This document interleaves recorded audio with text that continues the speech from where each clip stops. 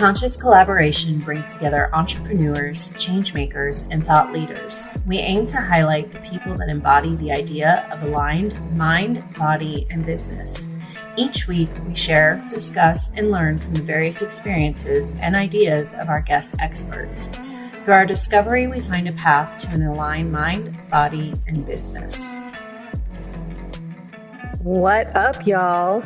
This is Emily. And I'm Lisa, and we are the Conscious Collaboration. Hey, Emily. Hey. I brought with me today Dr. Valerie Steele. Dr. Valerie Steele, I should say, so you can find her. And she's joining us today from, I'm sorry, it's escaping my mind what the name of your company is. It's Why Not Now Coaching Why Events. Not Now Coaching. Why Not Now Coaching Events. Yeah, I love that. But she is basically the expert of anything I can think of in terms of parenting and mindset. And I know that firsthand because I spent a great deal of time with Valerie at an event, and I was so happy that she was by my side. So Valerie and I met inside of St. Pete Girl Boss, which is our local entrepreneur female group, and we were receiving awards, and it was the night before a hurricane. I don't know if you remember that. Oh, I do. I don't know which one it was. Questioning my judgment. Yeah, we were like, hurricane, we're going to go. We're going to go to a casino, which is quite a drive away, for this award ceremony. And it was really cool. And I was so happy to be there, but it was in this giant maze of a space at the Hard Rock. And I couldn't even remember where I parked. And somehow I ended up wandering around the casino with Valerie. And we just talked and laughed. And we had so much in common. And really, I just felt like, okay, I need to have more conversations with Valerie because she's just like a little nugget of just golden insights that I want to share with everybody. And you're just so kind and, bring such joy everywhere you are. So why don't you tell us a little bit more? And I'm sorry that it slipped my mind. I meant to look in my notes, but Why Not Now Coaching and Events? I love that. Yes, thanks. Yeah. So I've been a pharmacist for 20 years. I do still continue to work in the federal government for our nation's veterans. So I have spent a whole lot of time in the health coaching and counseling field and realized along my own journey of becoming a mother and being a parent, the immense need for moms, working moms, CEOs of their families, high achieving moms, wherever your high achievement is, whether it's within a business, within a corporate job, or within your home, to really be intentional about how you want to show up and what you want to create. So I used the training I'd been doing for 20 years, basically in my pharmacy job and as an academic educator, and now bring that to my clients who are women who need that additional intentionality and commitment to creating what they want within their family dynamic and in their lives. Oh my gosh, I love that. Yeah, I forgot that piece. You have so much going on. Yes. How are you managing all of this? It's so funny because sometimes I feel like I'm not managing it, but then I take a step back and say, oh my gosh, wait a minute. You kind of are. You're doing a lot of things. Well, you used the word like high achieving. And I was thinking like, gosh, you know what? This week I really do feel like a high achiever. Like I'm able to bang some things out and I've got all the plates spinning, but yet like I can't remember. I'm also like in perimenopause, so I'll remember a word before I'm trying to say it, or where my water bottle is and it's in my hand, and that wastes some time. But yeah, you and Emily do have that healthcare tie-in piece together as well too. I didn't make that connection earlier. Yeah. And it's interesting to see how because when I decided to start this business, I was like, oh my gosh, how is everything I've done for the last 20 years preparing me for what I'm leaning into? And I originally used that against myself as, I'm a pharmacist. I'm very strategic. I'm very scientific. I'm, medicine, Western medicine, that's kind of what I identified as.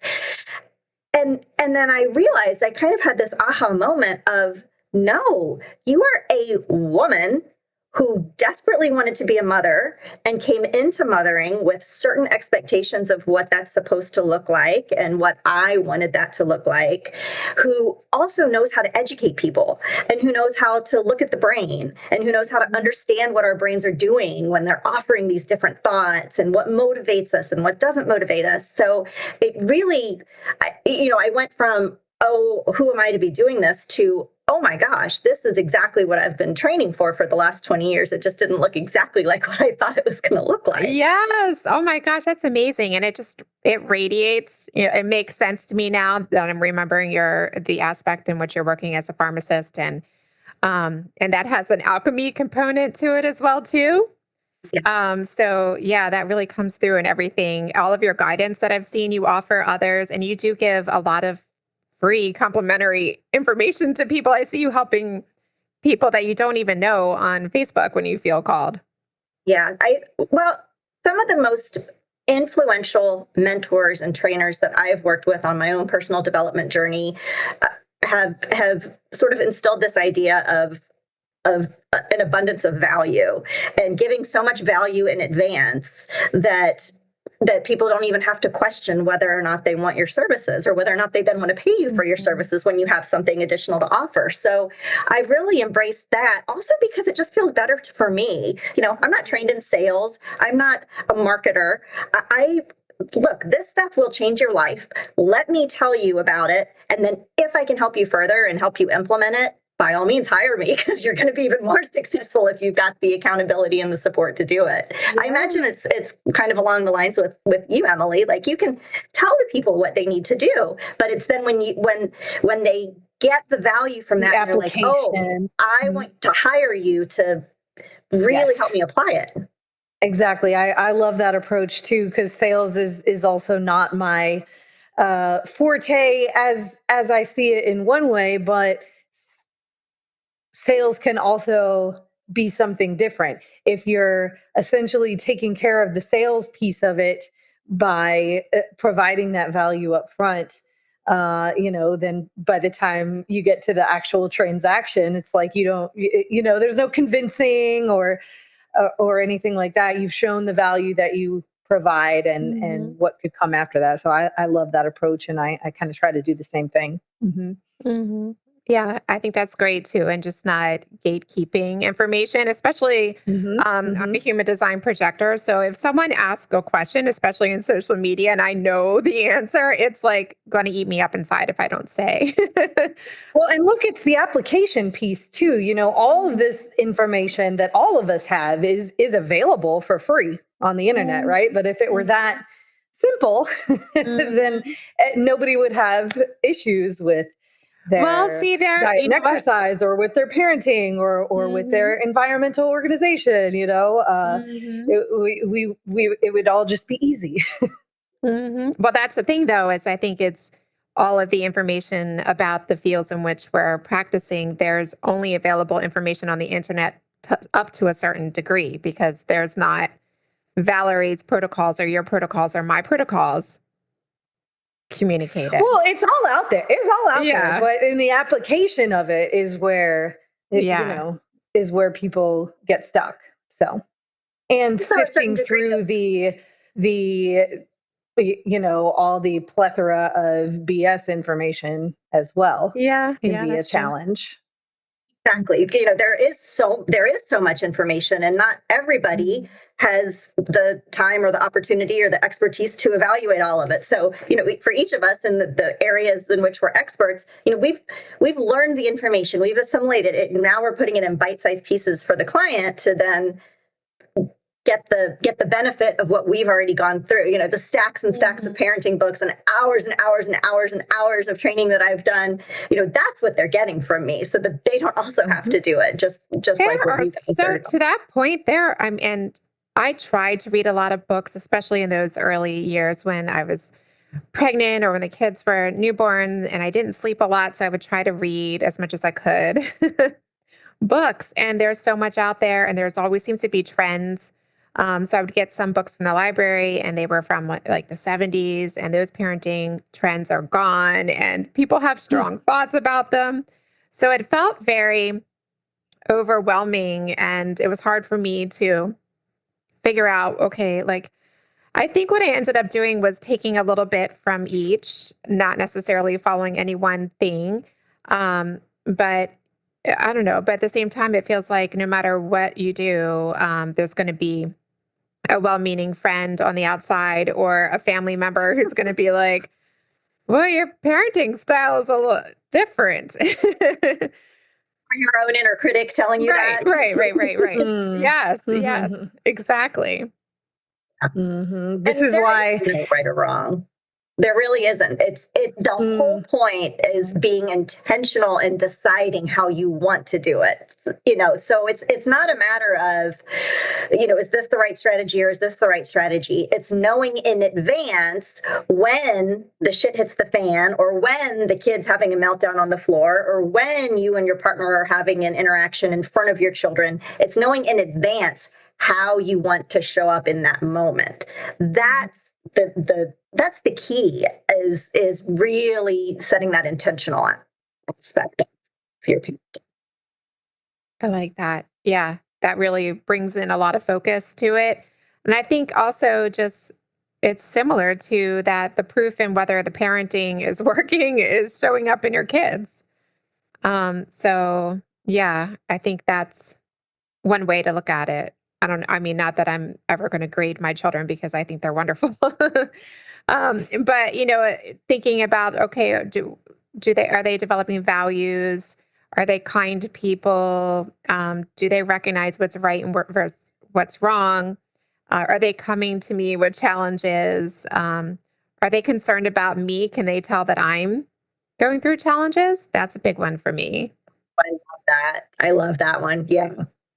Yeah. I mean, I don't know. What is your experience with that? Like, as soon as you said that, I felt my heart soften, because my daughter has a very nurturing and loving way about her. And often not often, but at times I recognize when she'll kind of tilt her head, "Mommy, are you doing okay? Are you okay, Mommy?" And I'm like, "Oh man, like, that's so freaking cool." It just, yes, those are really great markers or key elements that you can look at when evaluating whether your parenting's working. But also, I just want to throw in, because I think that there are a lot of kids who, despite everything that we are doing right as parents, are still going to struggle with certain things. Our neurodivergent kiddos, for example, are executive functioning kiddos who just can't seem to get it together, or those who have some sensory preferences, and maybe the experience of life in certain arenas is just so overwhelming that it causes these massive meltdowns. And being really careful to not yes, to judge whether or not our parenting is working by our parents, but also not, or by our children, but also to not judge that, because there is going to be a lot that our kids are going to do, and ways they're going to show up, and things they're going to say, and just little situations where you're like, who is this little asshole? This is not who I'm raising. I don't know who this is. But so also having the space to step back and not always judge ourselves based on how our kids are showing up. Because remember, their brains are not going to be developed for another 20 depending on the age of our kids, exactly. another 15 years. 25-year-old is finally when we've got that developed brain. So in essence, we're walking around with half to a quarter functioning human beings all the time. So using them to judge our our skills or our skills ability. of parenting. Exactly. And sometimes, and you've got the co-parent factor to consider a lot of times. If you maybe don't necessarily align on every aspect. So I would think you would have to release some judgment of yourself in that scenario. Yeah, the two household factor too. Mm-hmm. That's a good point. Yeah, that's also, dynamic. school, if they're with teachers for 7 hours a day. Right. Yes. the awake time they spend during the week, honestly, the majority of it is going to be with those educators if they're in a school system. So there's so much playing into it. And we just have to make sure that we're being super intentional with the trickle that we're providing day in and day out, year in and year out, so that hopefully at 25, when they are fully developed human beings, our values and hopes and dreams for them are what are able to flourish. Yeah, I think what you're, and I love the levity that you bring to the conversation as well, too. Emily and I are constantly, I think our favorite thing to say is after anything, follow me for more parenting tips. So we say that probably how many times in a conversation, especially in the little often. Yeah, whether we're together and the kids, sometimes I bring the kids with me and she brings hers to work out. And so we're actually all in a container experiencing things, or if we're trying to do the podcast or work from home or Zoom meetings together and we've got the kids around it. So we've seen that interaction, but I think sometimes just bringing levity to it is like, okay, like follow me for more parenting tips. That worked. That didn't look as pretty as it was going to, but and that's it too. It's right. Like, so, I help clients and coach moms on intentional parenting, not parenting. So I'm not a therapist. I'm not a psychologist. I don't have training and, these are the actual strategies that should be being used currently based on the current data.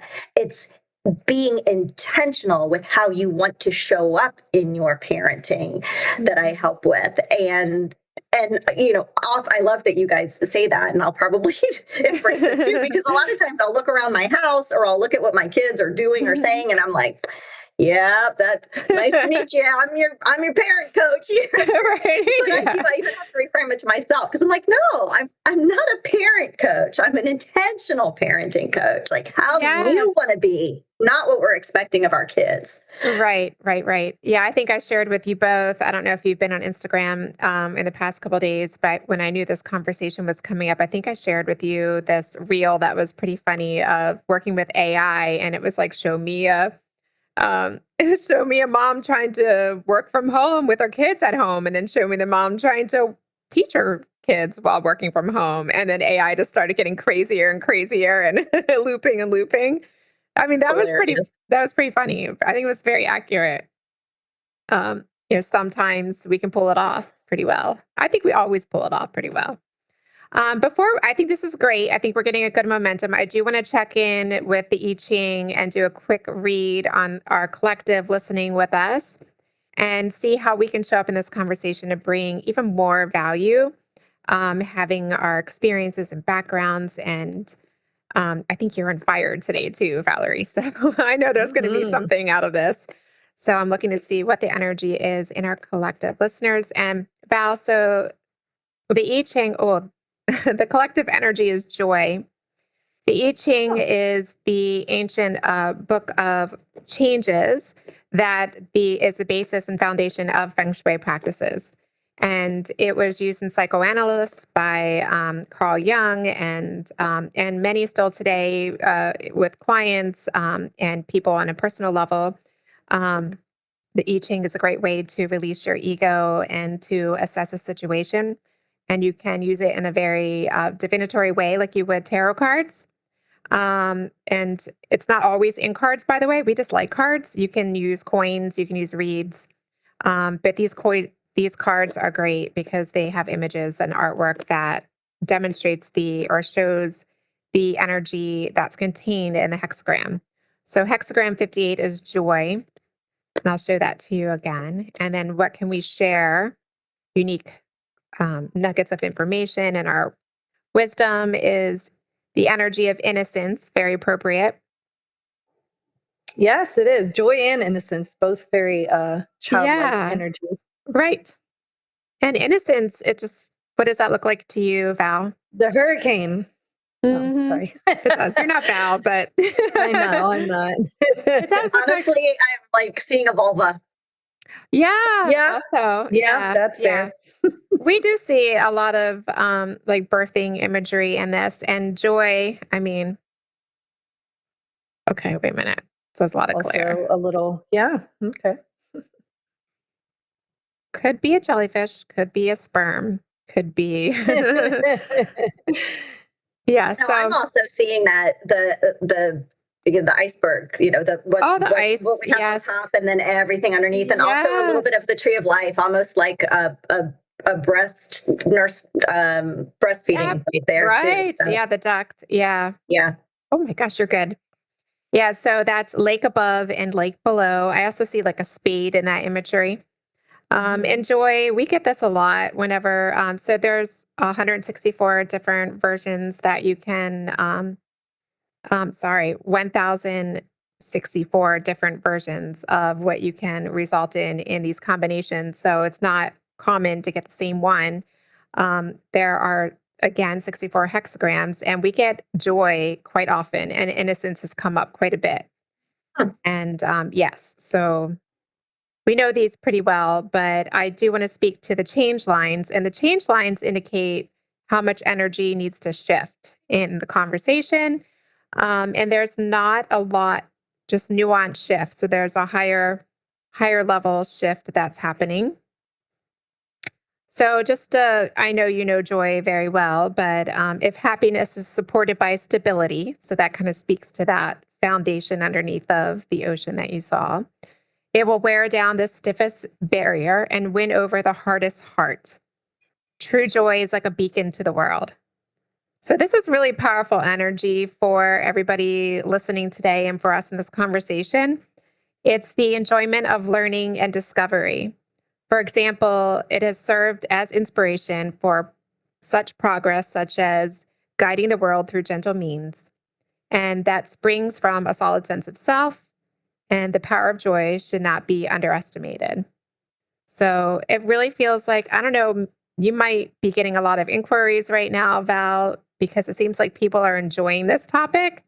It seems like they're on a journey of self-growth and also and just seeking more joy in their lives. And that's radiating very positively to the world around us. So I think that's really very powerful. That's very hopeful, because I think a lot of talk leading, maybe last year was a lot more concern. But I feel like maybe the concern is needed to irritate people enough that they have to start really investing the time and the energy and effort into making better changes. So the change line at the top talks about pleasant circumstances do not always indicate success. Having lost touch with one's deeper self and true purpose, it is possible to be swept along by vanity and superficial pleasures, to be carried away from sources of true joy. And when this happens, it is no longer a question of good or bad fortune. When you lose control of your choices, everything is left to chance. So that is something we should talk about in our change lines. Is that speaking to anything relevant to you? Oh, absolutely. I mean, I feel like I use the word intentional so much, but that embodies what being intentional is acknowledging that things don't have to be as they currently are, Right. that change is always an option, that there is no I'm stuck, if you embody the idea that you can intentionally create change. You can intentionally create the life that you want, or the family dynamic you want, or the business you want. I feel like that very much aligns with this idea of not being stuck and feeling empowered and capable of moving forward or making a pivot. But that, I'm sure, resonates across the three of us in what we do in our work. I think and I don't want to speak for all of us, but stuck. Do you hear that a lot with clients as something like, I just feel stuck? Oh, yes. Stuck yes. at a place. And Emily, do you hear that a lot with clients? Like, I'm just stuck at this place or plateau. For sure. Yeah. For sure. And that's something that I hear a lot too. And I think that's just a real indication that, when you feel that stuck or stagnant self, Emily and I shared with you, we've been doing a lot of work in aligning our mind and our bodies and our environments and our business. When you feel stuck, that creates a barrier, not just one thing, not just your wellness or your health goals, and not just in attaining beauty in your environments or your mental wellness, but it trickles into financial flow in your business or client flow or so many other things. Also, the energy with which you show up for your children. I mean, to bring it back to parenting, Yeah. when we model stuckness, which could look like rumination, complaining, irritation, sort of this victimized type of mindset or energy, that shows our children, oh, I almost feel deflated just explaining this, but it shows our children, oh, well, that's just the way it is. Oh, it almost models to them that stuck is a fact of life, or it just is an isness, is an isness, right? Yes. But no, like stuck is a choice. Stuck is a choice. Is getting unstuck easy? No. Is recognizing that we're stuck? No. Is owning that we've chosen to stay stuck easy? No. But it still is a choice. And that's sometimes that tough love that we all, I think, need to hear sometimes, that no, you are where you are because you are choosing to be where you are. What are some of the things? Oh, sorry, Em. Go ahead. I was just going to ask if you would agree with this along the lines of what you've already alluded to, that, children are brilliant energy readers. We've kind of, in a lot of ways, lost that skill as adults. But would you agree that you could technically or on paper be doing and saying all the right things as a parent, but if you're still embodying that stuck energy or whatever the the energy is, that it doesn't matter what you say, those kids are going to pick up upon your energy before anything. And that went with my question too. How is it if we are feeling stuck or repeatedly stuck, how does that show up in a person that's recognizable by a child?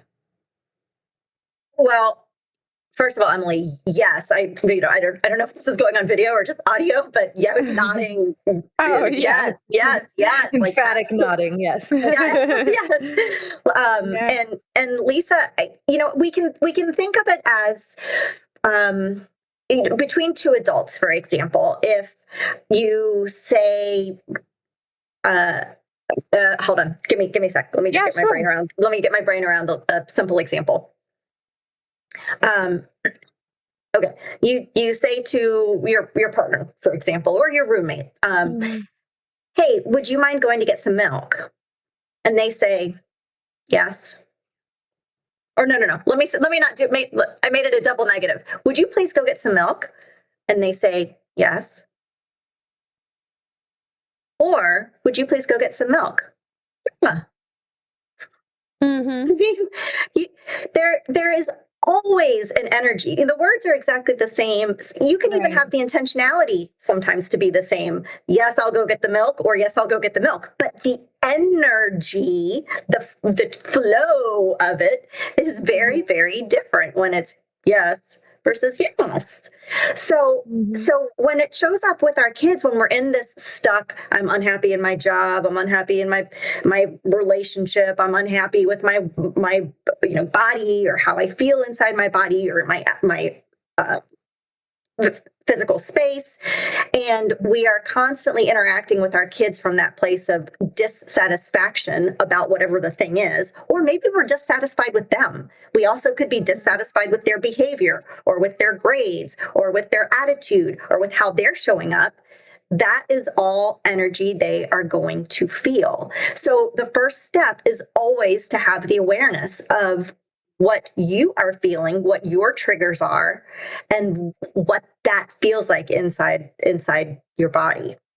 because then it's only then that you, once you get that awareness, that then you can start to pivot and start to change and start to be more intentional with the energy that you bring to that relationship, that you bring to that child, or potentially make the changes that help you feel less stuck.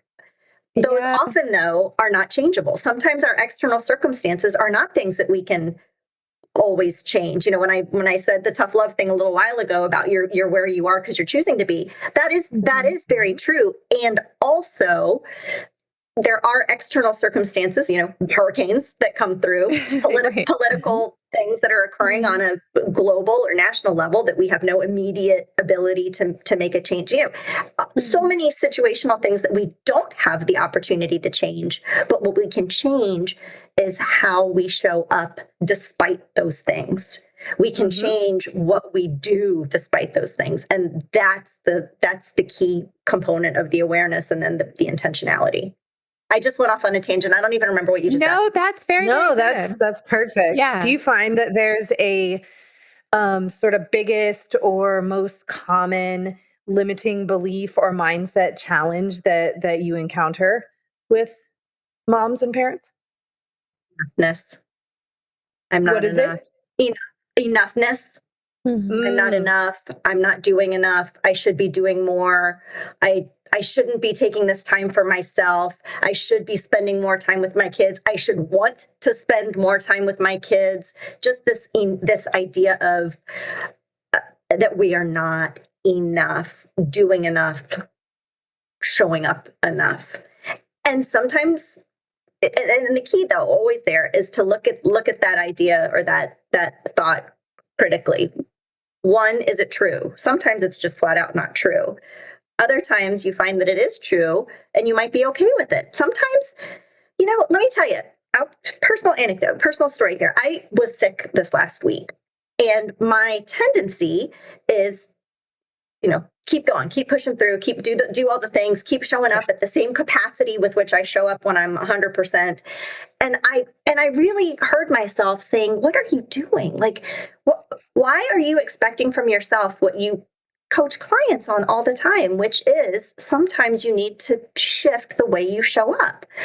So I was like, you know what I'm going to do? I'm going to get the blanket and I'm going to lay down on the couch with a book.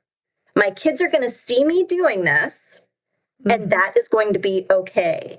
Because even though it seems like a really good idea to model to them, you know, get the things done, stick with it, and do it. When I really thought about what do I want to show my kids, my daughter especially, it was that you need to take care of yourself. And sometimes that looks like laying down on the couch with a blanket and a book. And let me tell you, that was hard. That was hard for me. It's so much easier to preach to other people. It's so much harder to do it for yourself. It's so right? true. Yeah. It is. This is why coaches need coaches too. Absolutely. Yeah. It is. Yeah. That's but really. I recognized in that moment that was enough and probably even more than enough because it was modeling something so powerful to her. Yeah, I like that. Yeah, that's so true. And also what you're saying, this is the second change line in this reading. It says, true joy is incompatible with any pleasure that cannot be fully appreciated and relish the morning after. Take this lesson to heart. It makes me think of drinking too much. Or say that one again. It says, true joy is incompatible with any pleasure that cannot be fully appreciated and relished the morning after. Take this lesson to heart. It does. Well, now that you say that, especially, yes, it does make you think of a night of drinking too much. Yeah. Like, was that real happiness? Right. It makes me think of, to the point of what Val was saying too, and taking care of ourselves in the small everyday ways takes away the edge from getting to a place where you're like going to overindulge in eating and wine, in spending time away from your kids and needing to take, I mean, sometimes we need to take a vacation too, but it takes, I think it evens, if what I'm reading into it is it evens the score a little bit. It balances that out. Yeah.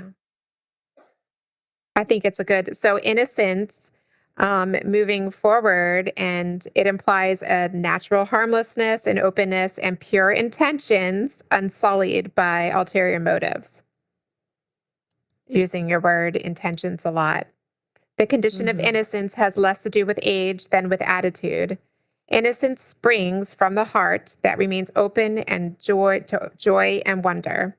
Innocence, when guided by firm faith in what is just and balanced, brings supreme success. This is very parenting oriented, future guided reading.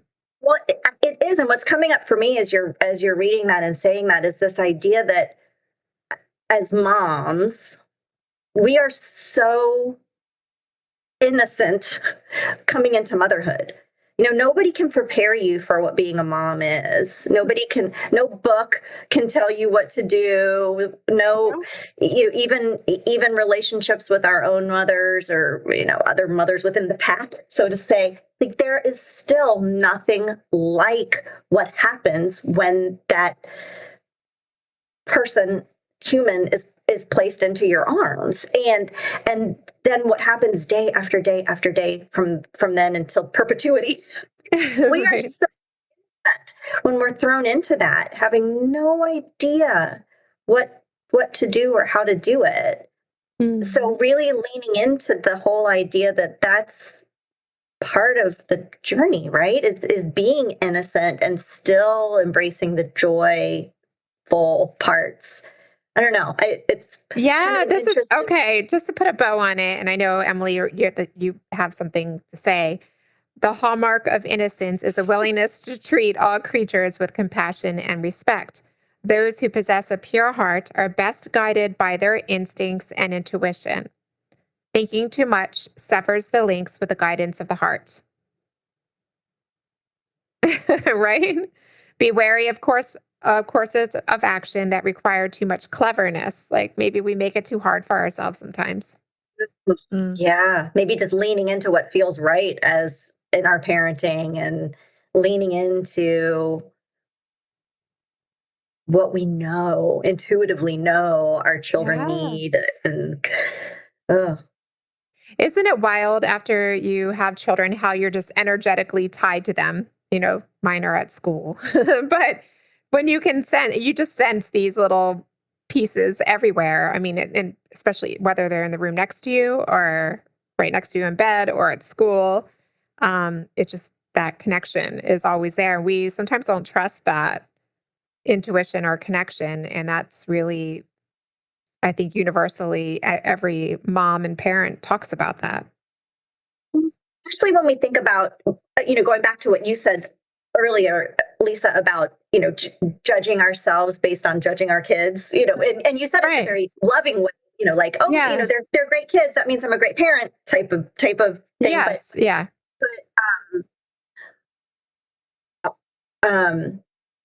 Oh my gosh, I totally lost my train of thought. Hold on. Oh my gosh, that's okay. Right back.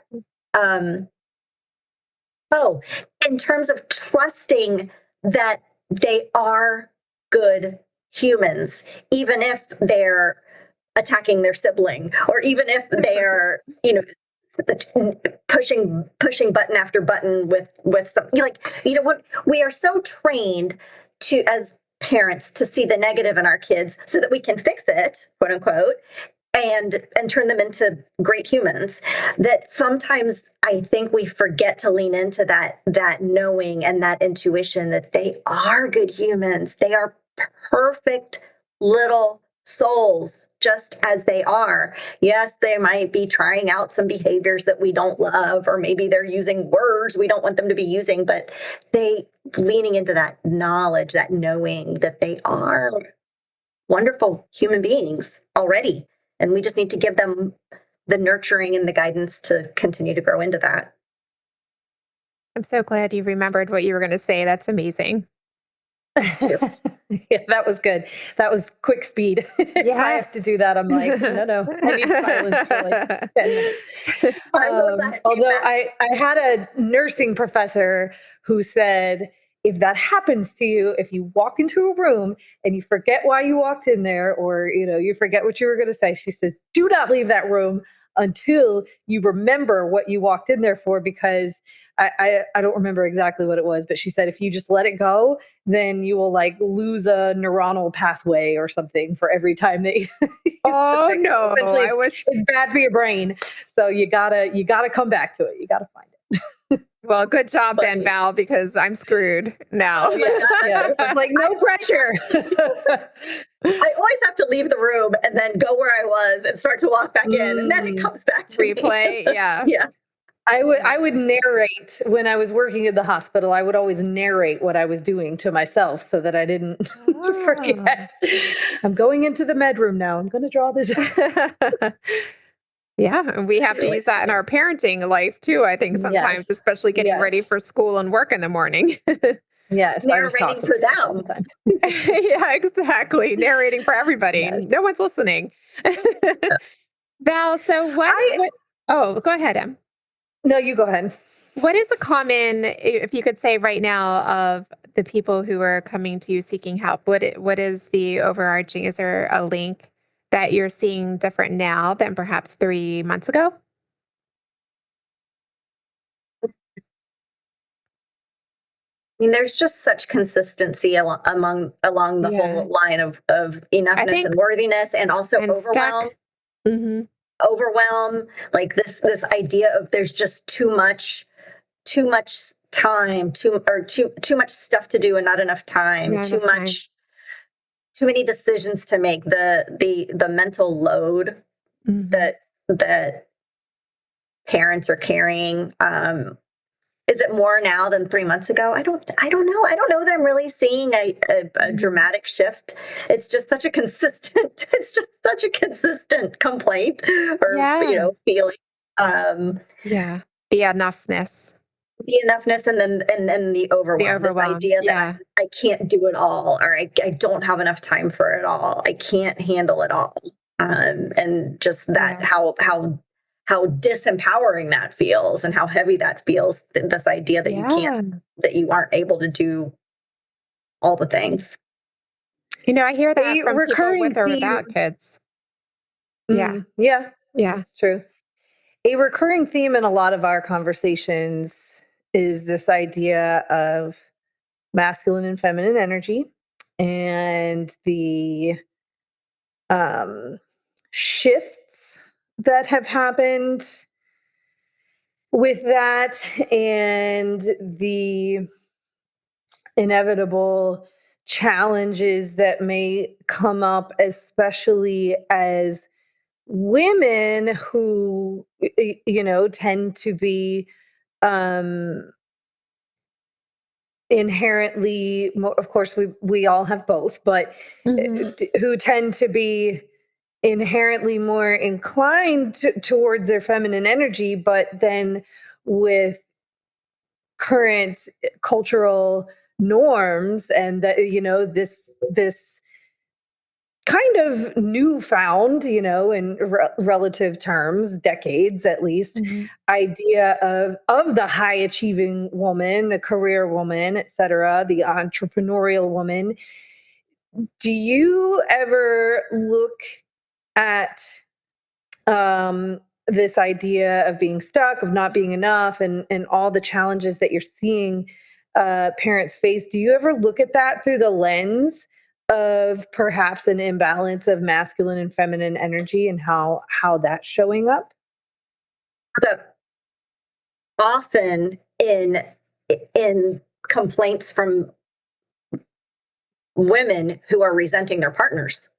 We have taken on so much of that masculine energy in terms of managing our households and managing our businesses and managing our families and managing. And, kind of like I said before I was sick, I still got to do all the things. I got to take care of all the things, and not leaned into the receiving energy of our femininity, of being taken care of and being cared for, because as mothers, we spend so much time taking care of others, taking care of our children and our families and our businesses, that shows up often as a conflict and a resentment in partnerships where, you always hear about, it's not a competition, the parents who are like, who's more tired, who's changed more diapers, Right. who's checked more off the list, right? And finding the right balance between being ambitious and being the CEO of your family and or your business also, and also still having that feminine energy of allowing yourself to be taken care of, whether it's by yourself, by getting a blanket and a book and being on the couch when you need it, or by a partner who will go get the milk for you, and you let them and not feel guilty about, oh my gosh, I can't believe they're getting the milk. I should be getting the milk. I'm going to shame myself because I didn't get the milk and I should have had the milk and all the spiral that we can go down. So I think that's a really important point to highlight, and kind of goes along with what those cards showed in terms of having a little bit of that innocence and that femininity of allowing someone to take care of us. Again, whether it's ourselves, leaning into ourselves, taking care of ourselves, or letting it be okay for another person to do it. Yeah, I'm always kind of trying to think of ways to flip that switch, because it is necessary, I think, if we're doing what, the three of us are doing individually. It's necessary to be strong in our masculine at times, but knowing that if we bring that home, so to speak, that we're gonna run into these challenges. So I'm always kind of trying to think of ways to flip the switch. What's one way that you try to flip the switch? Do you have an idea of what you picture in your head when you say that? Yeah. I mean, I think along the lines of what you were saying, curling up with the book and the blanket and really just tapping into that, like, I mean, gosh, the term self-love is almost becoming like played out a little bit, but I mean, that's what it is, right? If because the feminine energy is naturally a nurturing sort of energy, and if we can't provide that nurturing to ourselves, then how would we ever expect to be able to fully show up in that nurturing energy for others, for partners, for kids, anything else? So I think, and that nurturing yourself can look different for every individual person, but I think and finding ways to separate and to squash the guilt that starts to come with that, like, oh, I can't take care of myself, because again, it's back to that loop of like, I have so much to do, I have so much to accomplish, and the task list is so big, and just being able to kind of be like, no, it's time for me. It's time for me, whether that's taking a walk in nature, or the couch and the book and the blanket, or whatever that is.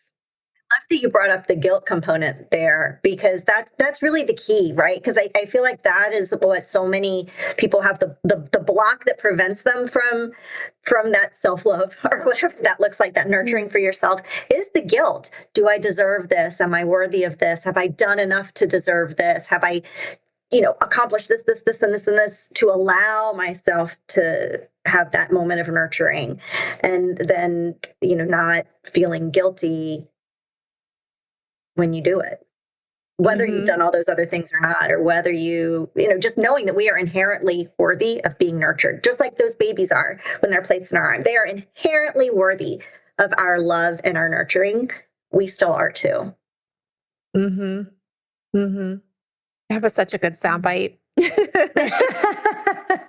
That's so good. Yeah, and so relevant to the I Ching reading too. It's really just says a lot to me about the whole concept of creativity and joy and children and innocence. They're all entangled. In fact, in Feng Shui, we have a whole area, a whole gua on our energy map that's related and contains that energy. It's children and creativity. And, it's so, I think, and that's an area that people seek to nurture a lot in Feng Shui. That's an area that they feel needs a lot of support. So there's a lot of desire in an international way to make sure that we're connecting in with that childlike joy, wonder, and awe. And I think also just what I'm hearing from what the two of you are saying is not only do we be intentional in our parenting, and this is a piece of parenting, but be intentional in receiving the self-care and showing up in true joy and receiving it, or showing up in true joy when you're receiving or meeting an accomplishment. How many times, we celebrate our children's accomplishments and we hang the pictures in the refrigerator. But for us too, to be able to express joy in achieving with our children, shows to them, hey, you know what, maybe I did have a bad day or a bad week last month, but then you're not stuck there. It's not a broken record on repeat. You don't have to expect this forever. You can always do better. And choosing joy. I love that that's what the word that came up. Like, let's choose joy in our parenting. Let's choose joy in our lives and do whatever we need to do to allow that in. Yeah. Yeah. Well, thank you so much for joining us today. I know you have a car line trip to make very soon. I do. I know how fun that is. I've seen you. Have you done car line videos before? I've seen on Instagram. Yeah, I love your content. Oh, fun. Yeah, so I am connected up in all the ways that I can find Val out there. And I want to make sure, is there a way that you prefer people to reach out to you, Valerie, to request time with you? And how does that look? So I am on Instagram at Why Not Now Life Coaching. And you can also go to my website, whynotnowcoaching.com, and get information about any of my programs. I also offer twice a month. I do kind of open forum calls like this. I call them mindset reset calls that anybody can attend. You just RSVP and come. So those, again, like we talked about, value in advance. They're free calls for anybody just to get a little bit of a mindset reset. And I'd be happy to dig into some issues there. And you can always email me at Valerie@whynotnowcoaching.com. I love that. We will put all of your information inside of the description. So if you're looking to connect with Dr. Valerie, you can look for her information in the description. You can find her inside of the Conscious Collaboration Collective as well, too. We started some content in there, so you can chime in, ask your questions. If there's something we didn't fully dive into that you would like to discuss a little further, or something we didn't cover, let us know there. And gosh, this has been great. I feel like I had some great mindset reset work. And so I really appreciate that. Thank you so much for sharing what you do with us in such a deep way. And always happy to have you back again to add more, to share more with our collective. Thank you so much for your time and space today. I love talking to you girls. Awesome. Well, we will talk to you soon. We'll talk to you in 5 is what we say. Talk to you in 5. Bye, guys. Bye. Thank y'all so much for listening to our podcast. If you haven't yet, please be sure to subscribe, rate, review, and share with all your friends so they can join our circle of collaboration on this journey. You can find us on Instagram at Conscious Collaboration Podcast, on Spotify, iTunes, and Audible, to name a few. Please join us next time for another deep dive into how you can live life in more alignment, mind, body, and business. Send us your questions and comments in our DMs or email us at consciouscollaborationpodcast@gmail.com. See you in 5 minutes.